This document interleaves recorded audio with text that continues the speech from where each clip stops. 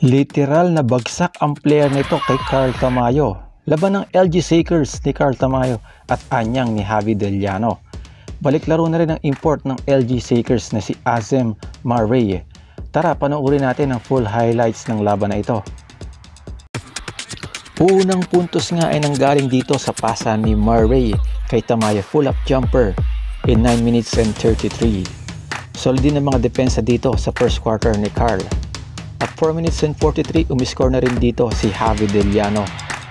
At last, 3 minutes and 51 sa first quarter, drive ni Carl Tamayo sa pool ng Zico.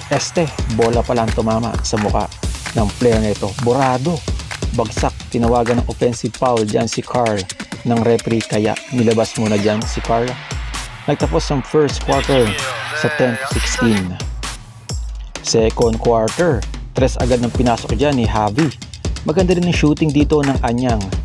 Dito nagpaulanan ng 3. Last 7 minutes and 56, pinasok ulit dito si Carl.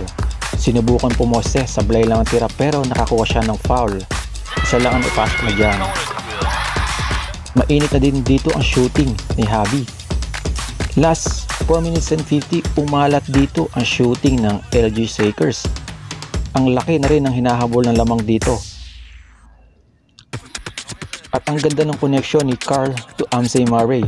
Pero may pambawi naman agad na counter na 3 points.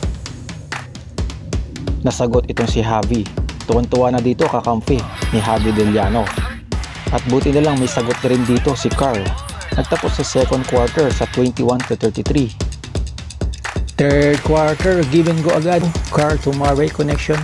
Palitan ng score dito si Javi at si Carl. Pares leading score na sila dito. At na bad trip dito si Marray sa referee. Walang mga tawag o walang mga pito sa kanya, kaya pinaupo muna siya. Every time na bumabalik ang LG Shakers sa larong ito ay may counter agad ang anyang. Gaya na lang nito, last 2 seconds na ipasok pa ang 3. At lobo lamang sa 37-50. Fourth quarter, sinubukan mag-run dito ng LG Shakers pero para may babaan lamang, pero huli ng lahat, malaki na rin ang lamang ng anyang papasok ng fourth quarter. Maganda rin ang shooting ng anyang dito. Kabaliktaran si LG Shakers na maalat ang shooting. Pero solid pa rin ang nilaro dito ni Carl Tamayo na naka 14 points siya dito at siya ang leading scorer para sa LG Shakers. At si Javi naman ay naka 19 points at siya naman ang leading scorer para sa anyang. Sa huli, panalo dito ang anyang.